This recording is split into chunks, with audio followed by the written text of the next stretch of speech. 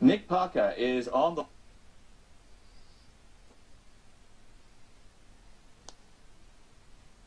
line. He joins us from Mexico. Nick, where are you right now, and what did you feel at the time of the quake? Hello, John. Right now I'm in my apartment, which is in Mexico City, and we were sitting. There was a long tremor of about 10 or 15 seconds or so. The room shook quite substantially, and then it stopped. Turned on the television, and the local news station had lost the lighting of its show that it was broadcasting, and we're still able to broadcast using audio only.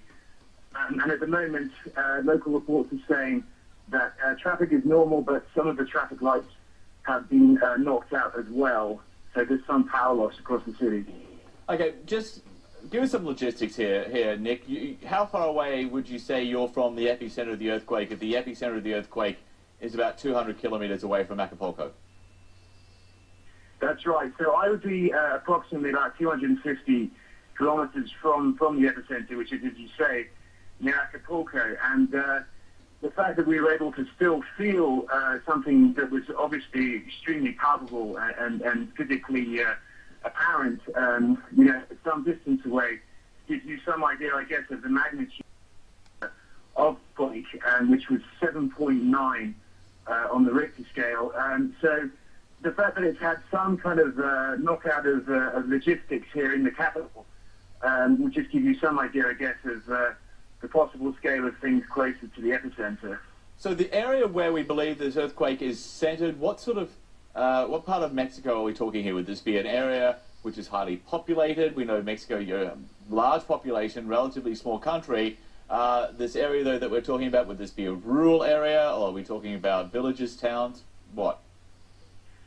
I mean, basically, the road between Mexico City to Acapulco and the state at large is largely rural. There are a large sort of number of sort of mountain ranges in that state, Guerrero, and there are some small villages as well. But the main population areas would be slightly more sparse. So at this stage, it's hard to say exactly how many people would have been affected by it. But yeah, it's a mixed area of fairly remote regions in some places, and then some population centers in others. And just by way of comparison, the earthquake which shook Haiti more than 2 years ago was a 7.0 magnitude earthquake. So we're now talking about a 7.9 magnitude earthquake, which is many, many, many times more powerful than a 7.0. But that was so devastating because it was fairly shallow beneath the surface. Nick, do we have any idea how deep beneath the surface this earthquake may have been? Those are exactly the kind of details that we're trying to work on right now. We're putting in some calls to emergency services, but we don't have any information on that at this moment. But it's obviously a key consideration going forward. And all indications are at the moment, as I'm sort of just looking at my television, that it's been completely knocked out now at every channel. So clearly, some of the infrastructure of the capital has been at least temporarily, fairly significantly affected. Also today, folks, there was a 6.1 earthquake in Indonesia. 6.1 in Indonesia.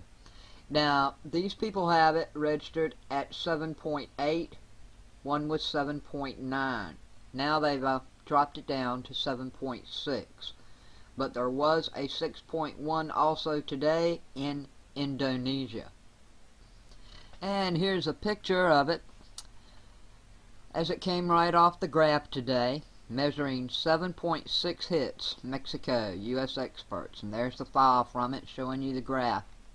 So there you have it, folks. 2 earthquakes today, one in Indonesia and one in Mexico. You be safe, you be blessed. Thanks so much for watching.